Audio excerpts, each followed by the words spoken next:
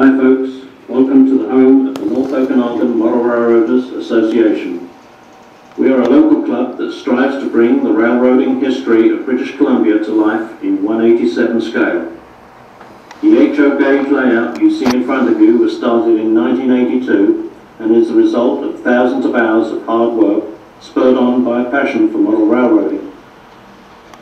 As you view the layout, you will observe local railroad history from Revelstoke through to Princeton and, of course, Vernon.